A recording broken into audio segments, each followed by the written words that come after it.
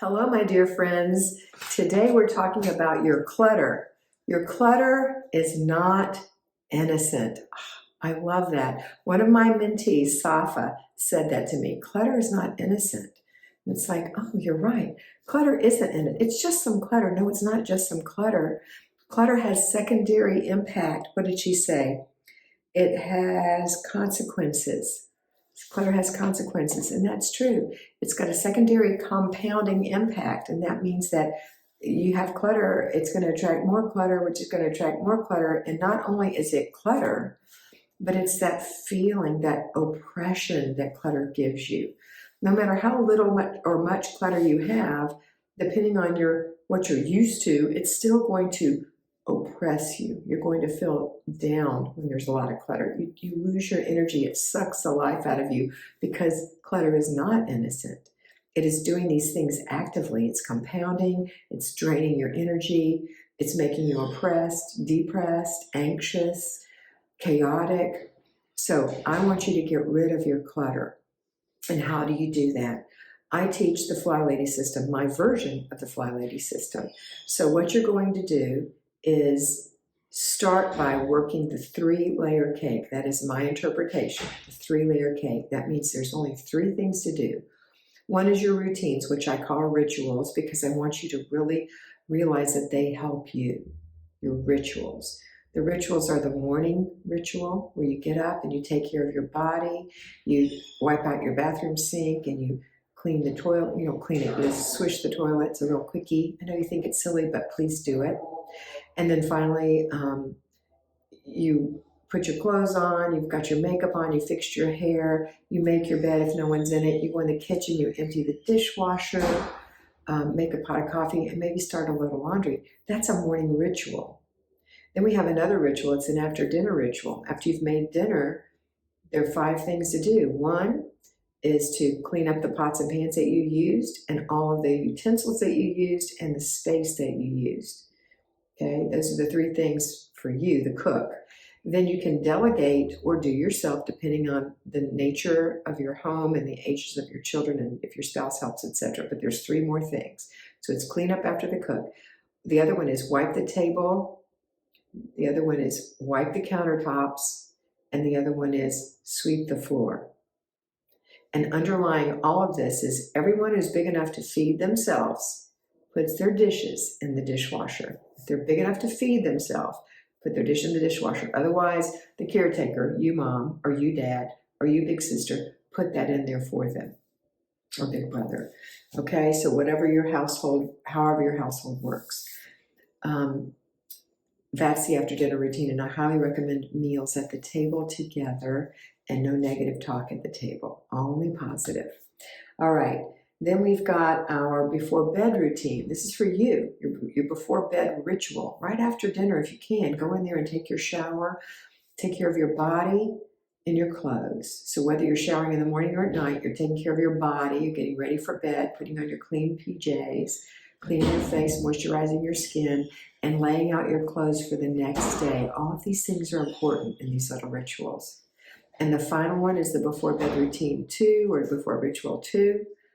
Where right before it's time for you to go to bed, you make sure the dishwasher has soap in it and it's running, and you brush and floss your teeth. Now, are there other things we do? Absolutely. You might have a cat or a dog you need to take care of, or you need to close the curtains or make sure the doors are locked or whatever. And there's other things that happen in between. If you have children, if you have to go to a soccer game, if you have to bathe children, if you need to make sure your children are read to and prayed with, those are things you would do. But that's your ritual. That's one layer. The second layer is your zone work. Your house is divided into 5 zones, and you work a little bit in each zone. Every week is a different zone. Okay, so in your zone, you're going to declutter. You're not going to clean. You're going to declutter, and this is where you need a bag, a box, and a basket. The bag is for your trash. Trash can be trash, or trash can be things that could be good if someone would fix them or take the stain out or sew them up or whatever, but no one's ever going to do that, then it's trash. You don't want to give that away. And then you have a box for giveaway. And that's where you put things that you don't need, love, use, or want anymore, or have space for. They go in there. And then finally, the keep is going to be a basket, like a laundry basket. It doesn't belong in this area, but I have room for it. I need it, I use it, I want it, and I love it. And or these last two are not necessarily, but you have to use it, you have to have space for it. Okay? Then you can love it and need it or want it. It's okay. Well, need is important too, but want it or love it. Those are optional. You have to have room for it. Okay?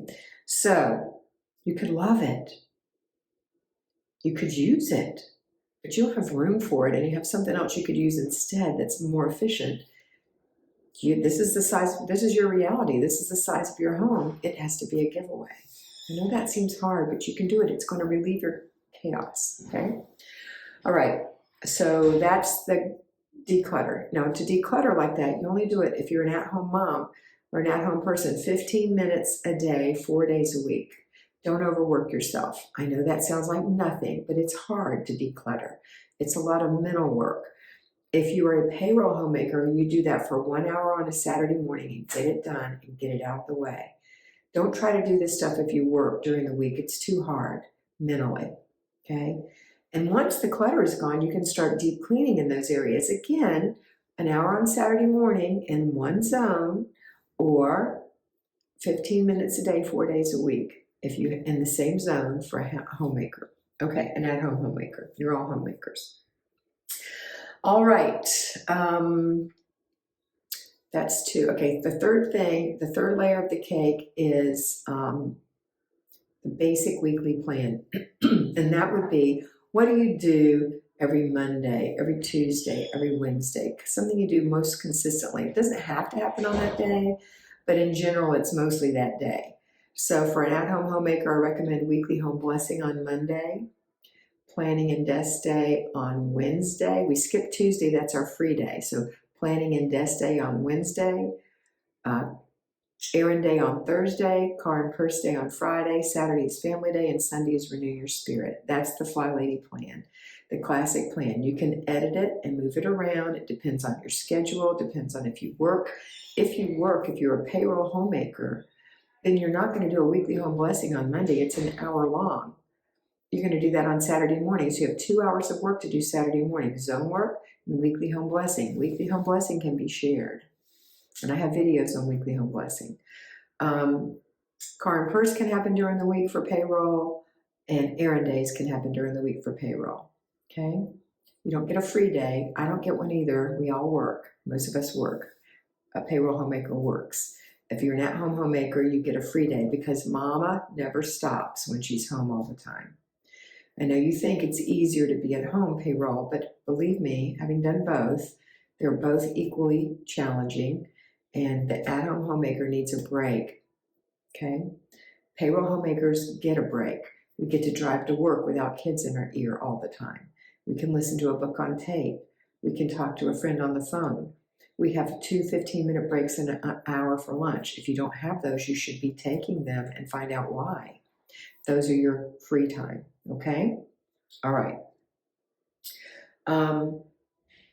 So the last thing is, so that's the last thing, is weekly home blessing, is the basic weekly plan. You do something every day. Now, the whole point of this conversation is that we're trying to get rid of clutter because clutter is not innocent and it's stealing from us. So don't clean, declutter. When you're through decluttering, then you can clean. A lot of people that I mentor, and I've been mentoring for almost 9 years individually, every day, all day long, I mentor people. And the first thing I'll say is, did you do your zone work? Yes. What did you do? Well, I picked up all the stuff, or I'm planning on picking up all the stuff, and I'm planning on cleaning the so-and-so. And I say, well, I've seen your living room and you have clutter in there. Yeah, but I want to get this cleaned first. Nope. We don't clean. We declutter first. You can't clean clutter. So get that out of the way. All right, I'll make another video on that another time, but I just want you to know today that clutter is not innocent. Get it out of your house. It doesn't belong there. But we're not going to kill ourselves doing it. We're going to do it 15 minutes at a time, 4 days a week, or 1 hour on Saturday. for payroll. That's it for today. I hope you have a wonderful day, and I hope you always remember to be beautiful because you are beautiful.